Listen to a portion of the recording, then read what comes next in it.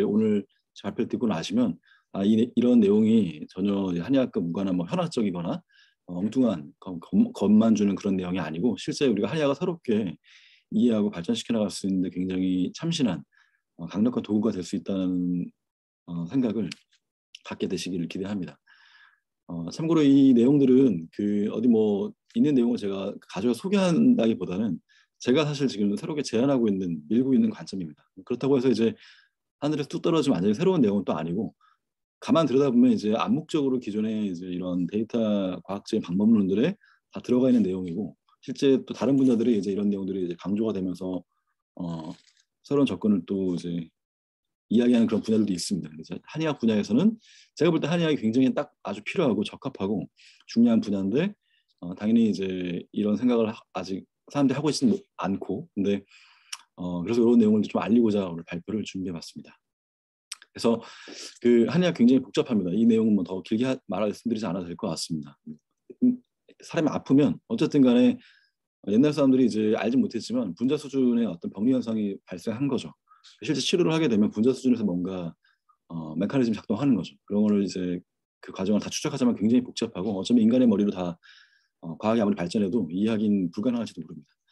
그래서 이걸 잘하기 위해서 이제 변증이라고 하는 진단을 하고 다양한 정보를 참고를 하고 또 이제 여러 가지 성분이 들어가 있는 약재들 그것도 여러 개 섞어가지고 우리가 투약을 하게 되죠. 그걸 잘하기 위해서 여러 가지 한의학 이론이 또 발전해 있습니다. 복잡한 거를 이해하는 게 워낙 어렵기 때문에 더구나 기존의 과학적 방법으로 만족스럽게 설명이 안 됐기 때문에 이제 한의학의 과학화가 잘 안 되고 있는 거죠. 그러니까 기존 어떤 뭐 과학적 연구를 통해서 연구 결과가 나와도 한의학의 복잡성을 이미 경험적으로 한의학의 용어를 가지고서 잘 활용해 오던 그 기존의 한의사들 입장에서는 그런 분자 수준의 전혀 복잡성을 커버하지 못하고 단선적으로 설명하는 내용들이 와닿지가 않는 거죠. 그래서 한의학이 정말 제대로 가치를 이제 우리가 과학적으로 연구하면서도 가치를 인정받으려면 이런 복잡성에 대해서 좀 풀어내야 된다고 생각을 합니다.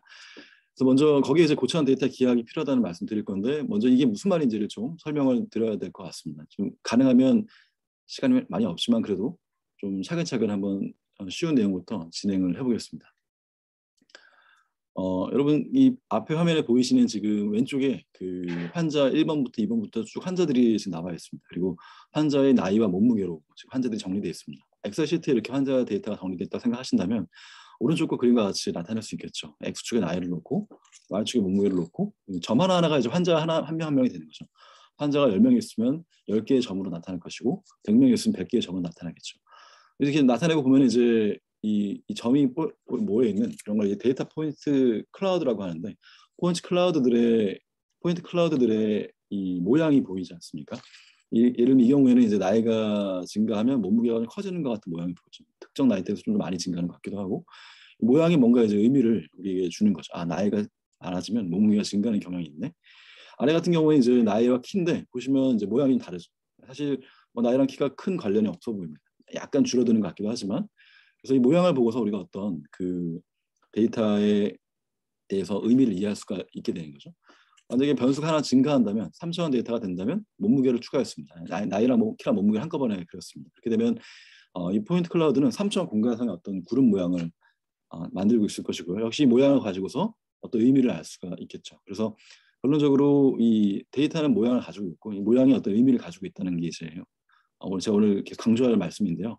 여기 보니까 이제 차원이라는 말이 나왔습니다. 차원이라는 말이 뭐 굉장히 무슨 뭐 이론 물리학 같이 어려운 걸 떠올리실 필요가 없고 벌써 어떤 그 XY Z 좌표상의 어떤 3차원 공간 이런 내용을 지금 보신 거잖아요. 그래서 이렇게 보면 이제 마치 그 점의 위치를 특정하는 데 필요한 변수의 수 마치가 아니라 이렇게 이제 정의하면 됩니다. 한 점, 여기서 환자겠죠. 환자의 위치, 그러니까 점의 위치가 여기서 환자의 상태가 되겠죠. 환자의 상태를 특정하는 데 필요한 변수, 그러니까 좌표 축의 개수가 결국 차원이라고 보시면 되겠습니다. 그러면 이제 쉽게 생각하면 이 데이터에서 이걸 이제 데이터 행렬이라고 부르겠습니다. 데이터 행렬, 엑셀 시트에 정리된 형태. 데이터 행렬에서 이 컬럼, 그러니까 열이죠, 열. 이걸 뭐 변수라고도 하고 피처라고도 할 수 있습니다. 이런 컬럼의 수가 결국 데이터의 차원이라고 보면 이제 얼추 맞습니다. 얼추 맞는데 근데 항상 반드시 그런 것만 아닌 게 예를 들면 이제 이렇게 제가 데이터 행렬을 만들었다면 나이가 있고 키가 있고 생년이 있는 거죠. 보시면 이제 나이가 결정되면 생년은 자동으로 결정되는 거거든요. 반대도 마찬가지고. 그래서 사실 나이와 생년은 이제 일차 함수의 관계를 갖고 있기 때문에 실제로 이렇게 데이터를 만들어서 이제 3차원 공간에 뿌려본다면 이렇게 나타납니다. 즉 3차원 데이터가 아니라 2차원 데이터인 거고 겉보기에 3차원 공간에 놓여 있지만 환자들의 점집합은 포인트 클라우드는 3차원 공간에 2차원에 이제 가지런히 놓여 있게 되죠. 그래서 이런 경우에는 실제 이거는 2차원 데이터가 됩니다. 그래서 좀 어려운 상황이 발생할 수 있는데 엄밀하게 말하면 이제 사실은 그 환자 수가 충분하다고 할 때 이 매트릭스의 선형 독립인 열의 개수다. 그래서 선형 대수학이라는 수학에서 말할 때는 랭크라고 하는 개념이 되겠습니다. 근데 직관적으로는 결국 이 칼럼의 수랑 대충 얼추 비슷하다라고 보시면 될 것 같습니다.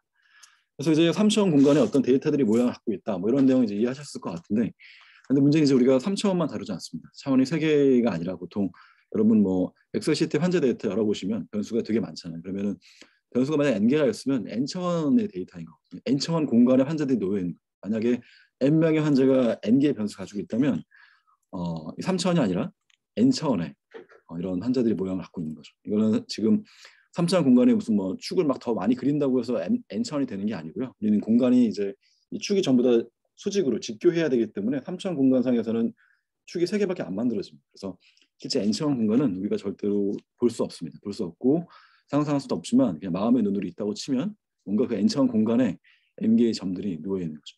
이걸 이제 우리가 이 모양을 본다면 역시 어떤 의미를 알아낼 수 있겠죠. 근데 어떻게 보지도 못하는데 어떻게 의미를 알아낼 거냐? 가능합니다. 보지 못하지만 숫자를 가지고서 가능합니다. 우리 잘 알고 계시는 유클리디안 거리, 그러니까 피타고라스 정리를 이용을 해서 점 P와 Q 사이의 거리를 이렇게 유도할 수 있겠죠. 이거 아마 기억나실 겁니다. 그렇죠? 3차원에서 이렇게 그 이 대각 라인의 거리도 마찬가지로 이렇게 확장해서 구하면 구해집니다. 그러면 n차원 공간에서는 이렇게 n번의 이제 포인트들의 차의 제곱을 더하면 되겠죠. 이렇게 확장하면 n차원 공간에서도 유클리디안 거리를 구할 수가 있습니다. 거리를 구할 수 있으면 모양에 대해서도 우리가 많은 걸 알 수가 있습니다. 예를 들어서 이제 이건 그 3차원 아니라 지금 n차원 공간인데요. 그림은 제가 3차원 그려놨지만 3차원 공간에 이제 파란색 환자들의 점으로 나타나 있다면 여기 이제 환자들의 군집을 찾고 싶겠죠. 어떤 환자들이 어떤 체질이 있는가, 어떤 변증 유형이 있는가 찾고 싶다면 군집화 분석을 할 겁니다. 군집화 분석이 기본적으로 뭐 많은 방법이 있지만 단순한 한 가지 말씀드리면 어떤 군집 만들었을 때 이 군집 내의 데이터 포인트들 거리를 재고 군집 간에 쟀을 때 그 비율이 가장 커지는 방향으로 군집을 찾아주면 되거든요. 이런 식으로 찾아질 겁니다.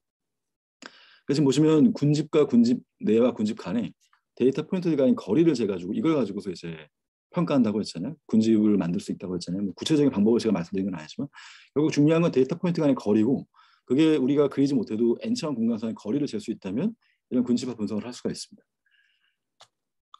좀 다른 대로 우리 그 어떤 데이터 변수들 간의 관계를 가지고서 예측 모형을 만드는 과정을 생각해 본다면 만약에 x축에 뭔가 이 설명 변수가 있고 y축에 예측해야 되는 값이 있을 때 이렇게 점들이 쭉 나타나면 이 판에서 라인을 찾아줌으로써 예측 모형을 만들 수가 있죠. 그 유명한 통계학에 말하는 단순 선형 회귀 분석이 되겠습니다. 이건 이제 설명 변수도 1차원이고 종속 변수도 1차원인 경우죠. 그러면 총 2차원에 이제 이렇게 패턴이 나타나죠. 만약에 우리가 예측을 하는데 뭐 어떤 한의원의 매출을 예측하는데 한의사의 나이랑 뭐 한의사의 뭐 학점이랑 두 가지 변수 가지고서 한의원이 매출을 예측한다고 한다면 이런 독립 변수가 2차원, 설명 변수가 2차원이고 2차원 평면상의 값으로 나타나고 y축의 높이로서 매출이라고 하는 종속 변수가 나타나겠죠. 3차원 공간상의 이런 데이터들이 있을 것이고 여기서 결국 가장 잘 설명하는 반대기를 찾는 그 플랜을 찾는 과정이 이제 다중 선형 회귀 분석이 되겠습니다. 그래서 어떻게 찾냐면 실제로 이 어떤 이 노란색 플레인을 찾았을 때 이 노란색 플레인과 실제 빨간색 데이터 포인트들 간의 거리를 구해서 그게 거리가 이제 에러란 말이에요. 에러들의 제곱의 합이, 에러들의 총량이 가장 작아지는 형태로 이제 플랜을 찾게 됩니다. 그게 다중선형 회귀 분석이 작동하는 방식이고 우리가 일반적으로 통계 패키지가 쉽게 찾아주는 바로 그 분석입니다. 결국 이것도 이제 다차원 공간상에서 기하학적인 작업을 하는 것이고 결국 거리만 구할 수 있다면 할 수 있는 거죠. 사실 이렇게 이제 독립 변수가 두 개가 아니라 P개가 된다면 P 플러스 1개의 이 변수 차원을 가지고서 P 플러스 1차원 공간상에 이제 그림이 있는 거거든요. 여기 상상이 불가능하겠지만 역시 이것도 거리만 잴 수 있다면 모델과 데이터 포인트 간의 거리만 잴 수 있다면 그 차이를 최소화함으로써 이런 평면을 찾을 수 있고 이거는 이제 우리가 초평면이라고 부릅니다. P차원의 초평면, 하이퍼플레인. 역시 기하학적으로 이제 이해를 할 수가 있는 거죠. 그래서 이제 고차원 공간, 그러니까 3차원 넘어가는 공간에서 우리가 데이터의 모양을 본다는 것이 그렇게 이제 엄청 이상한 얘기는 아니라는 걸 제가 말씀드린 건데, 근데 이제 지금까지 말씀드린 것처럼 우리한테 익숙한 전통적 통계 기법들 가지고서 혹은 데이터 마이닝 기법들, 아까 클러스터링 같은 것들 이런 거 가지고서 눈으로 볼 수 없는 N차원 공간의 데이터에서 측정된 거리를 바탕으로 잘 이것저것 잘 할 수 있잖아요, 그렇죠? 그러면 이제 뭐 이야기 끝난 것 같아 보이네요. 다 잘 되니까. 그러면 이제 오늘 제가 이런 얘기를 할 필요가 없겠죠. 실제로 고차원 데이터로 올라가면 지금 말씀드린 것들이 근데 잘 안 됩니다. 굉장히 많은 어려움에 봉착하게 되는데, 일단 고차원 데이터는 뭐 변수가 많은 데이터라고 일단 생각하시면 되겠습니다. 그래서 유전체 데이터, 한 사람 유전체를 얻어내면 유전자가 2만 개입니다. 그러면은 2만 개의 변수가 있는 건데 2만 차원 공간에 한 사람이 전부 찍히는 건데 뭐 데이터 아무리 많이 모아도 1만 명, 2만 명 모으기 힘들잖아요. 그러니까 데이터보다 샘플 수보다 변수가 훨씬 많은 고차원 데이터죠. 이미지 데이터, 이미지 하나의 어떤 해상도가 100 바이 100, 100행 100열짜리 이미지라면 만 개의 픽셀을 갖고 있겠죠. 만 개의 픽셀이 하나의 이미지니까 이미지 한 개당 변수가 만 개가 되는 거 굉장히 많죠. EMR 데이터 뭐 이런 게 전부 다 고차원 데이터가 되겠습니다. 그러니까 우리가 현재 분석하고 싶어하는 많은 데이터가 고차원 데이터인데 고차원 데이터의 분석이 어렵다고 한다면 이제 크게 두 가지가 있습니다. 첫 번째는 차원의 저주라고 하는 게 있고요. 두 번째는 이제 고차원 데이터 찌그러지고 모양이 복잡하면 이걸 이제 비선형적이라고 말을 할 수 있는데 이거를 이제 안 보고 어떻게 알 수 있는지 하는 고민이 생기는 거죠. 그래서 첫 번째 이슈는 차원의 저주라고 하는 거는 이제 제가 오늘 설명을 드리지 못할 것 같습니다. 시간 관계상. 근데 이제 이 자료만 갖고 100% 이해가 되시기는 쉽지는 않을 수도 있는데 그래도 이 고차원 공간이 얼마나 골치 아픈 아주 골 때리는 기기묘묘한 일들을 만들어내는가. 고차원 공간이 우리 3차원 직관을 확장해서 상상하는 거지만 그 직관이 오히려 방해가 되는 경우도 있거든요. 완전히 다른 방식으로 말도 안 되는 방식으로 작동을 한단 말이죠. 고차원 올라가면은. 그렇기 때문에 이제 결국 고차원 공간에서 어떤 통계적 추론이라고 하는 게 굉장히 불안정해집니다. 그러니까 마치 그때그때 계속 다른 예측 결과를 내놓고 그 결과를 믿을 수 없게 된다는 거죠. 그런 일이 이제 고차원 공간의 아주 재미난 그 기괴한 특성 때문에 만들어지는 건데 거기에 대한 내용은 제가 오늘 학교 끝나고 요거는 제가 만든 자료인데요. 그냥 자료로 공유해드리도록 하겠습니다. 그래서 결론만 말씀드리면 이 고차원 공간이 굉장히 아주 이상한 특성들을 가지고 있는데 이런 것 때문에 통계학이나 머신러닝에서 이 고차원 공간의 데이터를 다루는 데 어려움을 겪고 있어서 그런 것들을 해결하는 노력을 많이 해왔습니다. 통계학에서 혹시 이런 내용을 알고 계신 분이 계시다면 레귤러라이저 이용하는 이제 위치 리그레션, 라쏘, 엘레스넷 같은 것들 이런 거 이제 바이어스 에스티메이션이라고 하는데 이런 거를 포함한 이제 고차원 통계학이라는 분야가 굉장히 많이 발전을 했고요. 빅데이터 시대에 또 딥러닝에서 드랍아웃 하는 거, 오버피팅 막기 위해서 드랍아웃 하는 거 혹은 뭐 이제 앙상블 기법으로 여러 가지를 합쳐 쓰는 거 이런 것들이 전부 다 이런 추론의 불안정성을 결국 차원의 저주를 풀기 위한 거고 그 외에도 뭐 많은 그 AI 분야에서 발전하는 방법들을 보면은 목표는 다르게 됐지만 핵심을 보면 결국에는 차원의 저주 문제 때문에 이제 그런 걸 컨트롤하기 위한 방법들이 거의 대부분이라고 봐도 과언이 아닙니다. 그래서 사실 이제 이게 원래 오늘의 주제인데요. 그 시간이 많이 이제 경과되기 때문에 제가 아주 빠르게 소개를 해야 될 것 같습니다. 그 고차원 데이터의 찌그러진 모양이 이제 우리가 못 보잖아요. 그렇죠? 아까 제가 말씀드렸던 N차원 공간에서 클러스터링도 잘 되고 예측도 잘 되고 하는 건 사실은 이게 모양이 예쁘기 때문에 그렇습니다. 이건 전부 다 선형으로 플레인으로 반대기로 잘 예측이 될 만큼 데이터가 예쁘게 나열되었던 것이고 이런 경우는 동글동글하게 이제 모양이 잡혀 있기 때문에 선형적으로 잘 해결할 수가 있습니다. 근데 이제 모양이 비선형적이라 이런 방법이 잘 작동하지 않습니다. 혹은 모양이 좀 비선형적이라도 아주 정도가 심하지 않거나 차원이 그렇게 높지 않으면 기존의 방법들은 어느 정도는 또 비선형도 커버할 수가 있거든요. 근데 이제 차원이 높고 모양이 아주 골치 아프게 이런 식으로 이제 예를 들면은 데이터가 생겼다면 환자라고 생각하십시오. 어떤 변수 두 개에 대한 환자의 분포인데 이렇게 휘어 있으면 이 기존의 그냥 클러스터 방법으로는 못 찾아냅니다. 이렇게 찾아내야겠죠, 그렇죠? 그래서 이런 그 고차원 공간성의 어떤 찌그러진 모양 같은 것을 어떻게 이해할 거냐를 보는 데 있어서 매니폴드 가설이라고 하는 걸 이제 중심으로 해서 이런 관점을 이제 우리가 생각을 하자는 게 제 주장인데요. 매니폴드라고 하는 게 사실 지구본 같은 거 떠올리시는 겁니다. 가까이서 보면 평면이지만 멀리서 보면 휘어 있는 공간을 매니폴드라고 하고 고차원 공간에 놓여 있는 저차원이라고 보시면 되겠습니다. 지구본이라고 하는 건 3차원 공간에 놓여 있는 2차원인 거죠. 그래서 실제로 이제 이게 어떻게 생각하시면 되냐면 어떤 환자의 시간 관계상 뒤에서 제가 실제 예를 가지고 말씀드려보겠습니다. 한의학에서 매니폴드가 어떤 게 있냐, 뭐 굉장히 많은 것들, 변수가 여러 개면 전부 다 매니폴드로 나타날 수 있고 매니폴드 가설에 거진 다 적용된다고 보시면 되는데 체질 변증을 이해하기 위해서 한의학 변수들의 공간 혹은 생리학적 계측각 공간, 오메스 변수들의 공간을 만들게 되면 오메스 변수가 있는 만큼의 차원의 환자들이 전부 나타나겠죠. 한의학 변증 설문제 30개 문항이 있었다면 설문제 하나하나가 30차원 공간의 환자들의 점으로 표현하겠죠. 그 공간상의 점들이 아무 패턴 없이 일정하게 차 있지 않고 어딘가 몰려 있거든요. 많이 몰려 있고 어디 많이 비어 있거든요. 분명히 그렇게 돼 있습니다. 그게 이제 바로 매니폴드를 구성하고 있는 거죠. 공간을 덜 채우고 있는 거죠. 본초 조합의 원리도 마찬가지로 볼 수 있을 겁니다.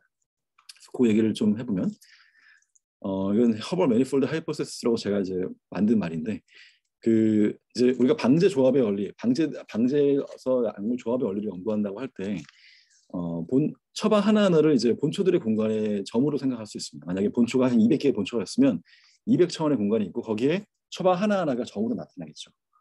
뭐 게즈탕이라 그러면 게즈랑 자각이랑 생강이랑 대조랑 감초랑 용량만큼의 그 축의 값이 있고 나머지 전부 다 0이겠죠. 그러니까 200차원의 공간에 아주 적은 일부 공간에 게즈탕이나 마왕탕 같은 처방들이 모여 있겠죠. 게즈탕이랑 마왕탕은 좀 가까이 있을 거고요. 그래서 각 본초 공간에 n개의 본초가 있으면 n차원 공간에 이제 처방이 나타나는데 본초 조합의 원리가 아무 패턴 없이 무작위적이라면 공간이 가득 차 있을 겁니다. 여기저기 그냥 차 있을 겁니다. 절대 그렇지 않고 아주 일부의 그 200차원 공간에 아주 일부만 처방들이 모여 있거든요. 그래서 그 모양을 이제 보자는 거죠. 그 유의미한 패턴이 존재한다면 매니폴드가 그 매니폴드의 모양을 보면은 예를 들어서 해표제들이 여기 모여 있고 모양제들이 모여 있고 만약에 어떤 질환에 대해서 모아본다면 질환별로 매니폴드 다르게 구성하고 있고 의화별로 만약에 뭐 송대까지는 이쪽 공간이 비어 있었는데 영청도 오면서 이쪽 공간에 점들이 많이 생길 수도 있겠죠. 처방이 이제 조합 원리가 바뀌어 나가는 거죠. 이런 식으로 매니폴드 만들어 놓고서 이 데이터 변환할 수 있습니다. 예를 들면은 같은 처방을 본초 공간에 매핑할 수도 있지만 성분 공간으로 어떤 성분들로 이루어져 있는 것을 매핑할 수도 있고 케미컬 프로퍼티 공간을 매핑할 수도 있고 표적 유전자 공간 매핑할 수도 있고 다양한 공간에서 마찬가지로 매니폴드 구성한 다음에 여기서 원리가 어떻게 얼마나 매핑이 되는가 혹은 매핑이 깨지는가 이런 걸 보면서 우리가 알고 있는 어떤 본초 조합의 원리를 다양한 측면에서도 복합적으로 다면적으로 살펴볼 수가 있겠죠. 그래서 이런 이제 연구에 제가 관심을 갖고 사실 약간 초보적인 연구를 일부 진행을 해봤는데 이거는 이제 한해연구원의 위탁과제를 저희가 수행을 하면서 함께 진행을 했던 연구입니다. 그래서 실제 이제 금원사대가 질환별 처방들을 대상으로 분석을 좀 해봤고요. 이 내용을 이제 수학적으로 나타내면 이해가 안 되기 때문에 약간 스케마틱한 그림으로 제가 한번 표현을 해본 건데 예를 들어서 주단계 처방과 유한소 처방 이렇게 다른 의가들의 처방이 스페이스를 이런 식으로 이제 기본적으로 안 겹치는데 일부 겹치는 핵심적인 코어 스페이스 공유하고 나머지는 안 겹친다든지 그러면서 이제 보면은 주단계 처방 같은 경우는 굉장히 연속적으로 처방이 분기되는 면이 있습니다. 주단계가 뭐 그렇게 했나 봐요. 근데 이동원 같은 경우에는 또 그렇지가 않습니다. 처방이 불뚝불뚝 나타나기 때문에 연속성이 떨어진다든지 이런 어떤 그 공간의 기하학적 수학적인 측면에서 처방들의 원리 같은 것들을 이제 보는 작업들이 가능하다는 거죠. 이건 이제 그 한의학적 변증에 대해서 역시 공간도 나타낸 건데요. 우리가 팔관 변증만 생각한다면 결국 환자들은 허리 한쪽 표시를 3차 공간상의 점들이거든요. 공간의 모양을 보고 또 어떻게 이런 공간을 매핑해서 약제로 넘어가는가 이런 걸 가지고 공간적인 사고를 가지고서 수학적으로 들여다볼 수 있는 기회가 생기는 거죠. 그래서 고체 안의 비선환적 공간을 분석할 수 있는 도구들이 많이 있습니다. 많이 있는데 이 중에 상당 부분은 이제 임플리시트하게 예를 들면 딥러닝 같은 경우에는 사실은 딥러닝을 이렇게 기하학적으로 생각하는 사람 별로 없는데 원리적으로 사실은 잘 뜯어보면 결국에는 인풋 공간을 비선형적으로 막 깎아내고 구부리고 해가지고 원하는 어떤 분류할 수 있도록 예쁘게 정렬시켜주는 과정이 딥러닝의 그 레이어 모델 양산이라고 하는 게 이거는 이제 혹시 이 분야 아시는 분들이 무슨 말인지 이해를 하실 수 있기를 기대하고자 말씀드리는 건데 딥러닝 보통 그렇게 설명하지 않지만 딥러닝 굉장히 공간을 이제 비선형적으로 틀어주는 역할을 하는 게 딥러닝이 사실 본질적인 그 연산 방식입니다. 네트워크 과학을 이용해서 어떤 단백질 연결 네트워크에서 뭔가 추론한다고 하면은 이것도 비선연적 관계를 결국 이용하고 있는 거고요. 최근에 이런 UMAP이나 이런 비선연 차원 축소 알고리즘들은 본격적으로 이제 매니폴드 개념을 갖고 있죠. 또 이런 대수적 위상수학 같은 아주 고급 수학 기법을 이용을 해서 고차원의 공간에 있는 연결 구조라든지 구멍이라든지 볼 수 없지만 이걸 대수적으로 뽑아내는 그런 기법들이 이런 건 아주 밑에 두 가지는 전면적으로 고차원 공간의 모양을 보려고 하는 노력들입니다. 그래서 위에 두 가지는 내세우지 않지만 임플리시트하게 고차원 공간의 모양을 다루고 있는 것들이고요. 이런 것들이 아주 최근에 아주 빠르게 발전하면서 한의학에도 이제 이용할 수 있게 되었다. 제 결론입니다. 그 한의학 복잡성 연구하기 위해서 고차원 데이터의 기하학 제기가 필요하다는 말씀을 드리고 싶은 거고, 결국 한의학 복잡성은 고차원 공간이 찌그러진 모양이기 때문에 그거를 이제 우리가 볼 수 있다, 볼 수 있는 시간이 되었다. 데이터의 모양을 보자. 그리고 이제 우리가 기존에 익숙한 대상에 대해서 새로운 관점을 이제 갖게 되면은 굉장히 무관해 보이던 영역에서 발전한 도구들이 갑자기 강력한 도구로서 우리를 발전시켜 줄 수가 있거든요. 그래서 마지막으로 요 얘기 한번 그냥 말씀드리고 끝내고 싶습니다. 데카르트가 이제 침대 누워가지고 팔이 날아다니는 걸 보다가 팔의 움직임을 엑스와이 좌표계로 나타내겠다는 생각을 하게 됐거든요. 그게 이제 우리가 익숙하게 알고 있는 직교 좌표계의 탄생입니다. 데카르트가 직교 좌표계를 만들었는데 그 전까지는 이제 XY 갖고서 뭔가 X제곱 더하기 Y제곱은 1 같은 연산을 하던 대수학과 모양에 대한 기하학은 완전히 무관하게 오랫동안 발전해 왔는데 데카르트가 두 개를 이렇게 연결시켜서 대수학을 기하학으로 바라보고 기하학을 대수학으로 바라보게 한 순간 수많은 수학과 과학의 혁명적인 발전들이 가능해진 거거든요. 한의학이 우리가 익숙하게 봐왔던 뭐 본초접의 원리라든지 환자의 어떤 변증의 복잡성 이런 것들에 대해서 고차원 공간의 기하학으로 바라보는 순간 그걸 풀기에 발전되었던 머신러닝이나 위상수학이나 수많은 강력한 기법들이 한의학을 연구하는 데 이용될 수 있다는 거죠. 그래서 이런 방법들에 대해서 좀 많은 분들이 관심을 가져주시면 좋겠다는 생각으로 제가 좀 두서없이 발표를 해봤습니다.